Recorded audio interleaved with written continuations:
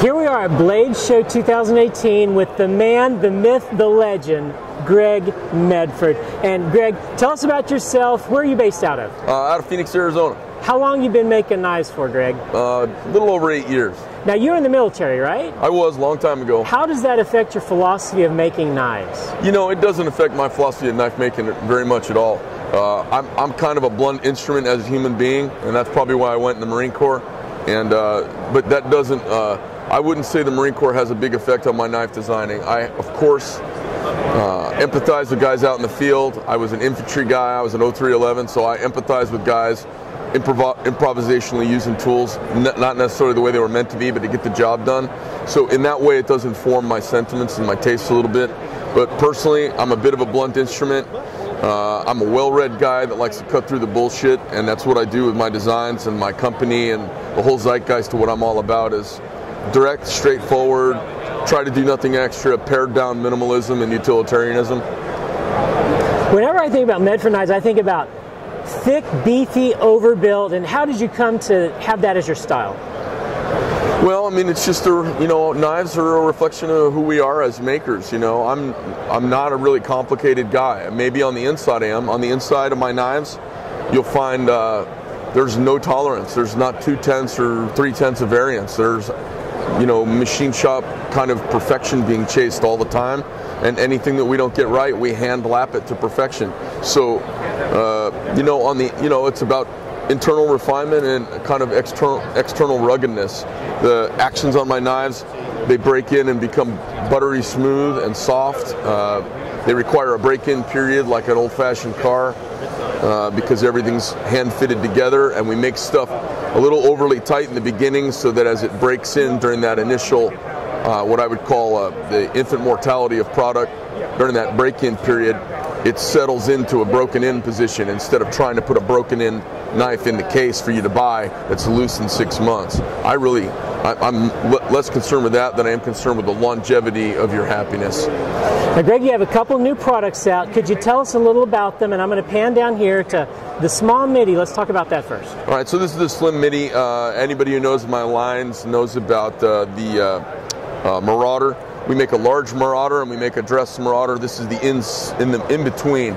Too big, too small, and this was just right. This is the mid-sized Marauder. And now my mid-sized Marauder, it's got a thicker blade, thicker handles, and I wanted to do something super slim, kind of a gentleman's knife, and we came up with the mid-sized Marauder that's super slim. It's called the Slim Midi.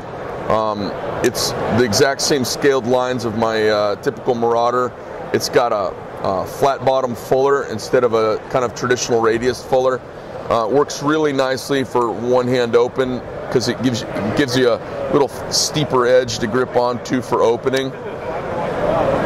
It's a knife that's as thin as anything in the industry. There's only a few knives that are actually thinner than this, so it disappears in your pocket. And when you take it out, actually, like when you've got it in your pocket, it's almost completely gone.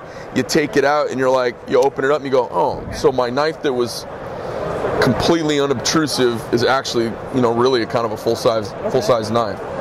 I would say this knife is great for a dude wearing dress pants, hustling around a city, wearing not necessarily wearing jeans, and it would be just as home with a guy caping out a deer or cleaning an animal. Super sharp S35VN steel titanium chassis, all the hardware made in-house.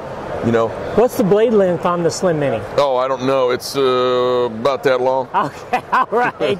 You have a new fixed blade here too. Tell us about that. Yeah, so this is my USMC Fighter. It's got a couple of innovations. I know that design style is going to be something that's familiar to everybody's eyes. The Marine Corps has been carrying a knife like this for about 70 years, maybe 80 years. But you wouldn't take your granddaddy's Springfield 1903 to war in Afghanistan. You shouldn't take his knife either. This is a modern adaptation that has all of the shortcomings of the old design gone. So a lot of this knife looks like, oh, it's another one of those, but it's not. It's subtle engineering differences in this knife that really define it. So start with the steel. It's S35VN. Which is one of the penultimate steels walking the planet right now. One of the only steels ever made and developed just for knives. It's 1/4-inch thick material. Instead of a old-fashioned Bowie style clip point, it's a drop point with a false edge, hollow ground main bevel. This is where the knife gets really interesting. The knives traditionally have a weak point as they neck down here to go through the leather stacked handle.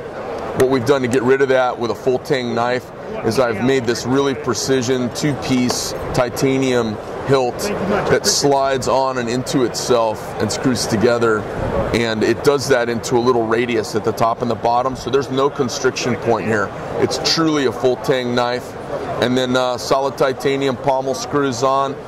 This is the same G10 used by the Marine Corps and Colt for the M45. So we've made it, instead of a symmetrical radius in your hand, it's a ellipse that fits the contour of the hand, and a first finger choil saddle. It's a knife that when you grab it, it grabs you back. It has a lot of familiar sentiment and has a lot of modernity to it that's very subtle. In addition to that, I didn't go with a cheap sheath. We went with a really nice, high-grade, multi-layered, skived, stitched sheath with a lot of reinforcement and thought into it. This gets some paracord, some lanyard sashing to it.